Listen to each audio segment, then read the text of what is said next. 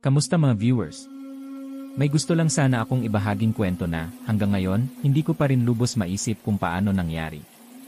Isa itong karanasan na tumatak sa akin, at sa totoo lang, minsan binabalik-balikan ko pa sa isip ko kung paano ko ito dapat harapin. Hindi ko intensyong manakot, pero gusto kong magbigay ng babala, lalo na sa mahilig kumain sa mga karinderya sa probinsya, katulad ko. Taong 2018 noon, bumisita kami ng mga kaibigan ko sa Samar.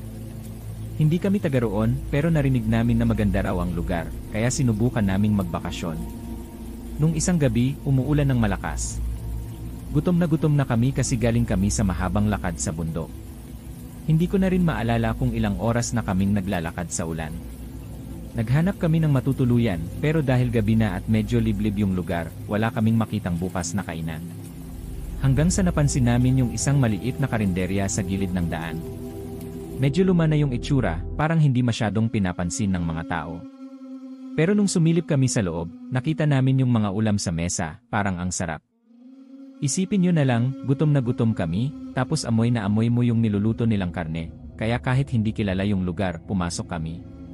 May nakatatandang babae na may pagkailang sa amin ang lumapit. Tahimik lang siya, pero napansin kong parang may kakaiba sa mga mata niya, parang hindi siya tumitingin ng diretsyo. Hindi namin pinansin yon.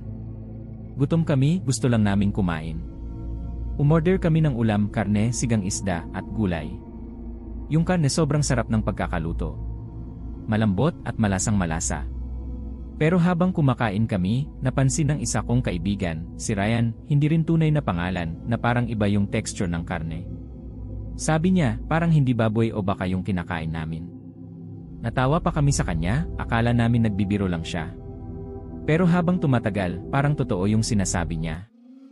Masama na yung pakiramdam ko, pero hindi ko alam kung dahil lang ba gutom ako o dahil sa kinakain namin. Matapos naming kumain, nagpasalamat kami at umalis. Kinabukasan, parang may gumugulo sa isip ko kaya niyaya ko yung mga kasama ko na balikan yung karinderya para alamin kung ano talaga yung niluto nila. Pagbalik namin, hindi ko alam kung matatakot ba ako o magsisisi na bumalik pa kami.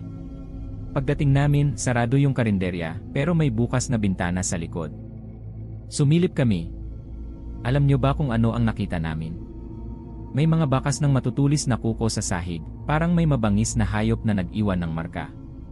Yung mga kasangkapan nila may mga mansa ng dugo. At sa ilalim ng lutuang palayok may nakita kaming mga kalansay ng hindi baboy o baka. Mga buto ng tao. Doon ko na-realize hindi ordinaryong karne ang kinain namin. Hindi baboy, hindi baka kundi tao.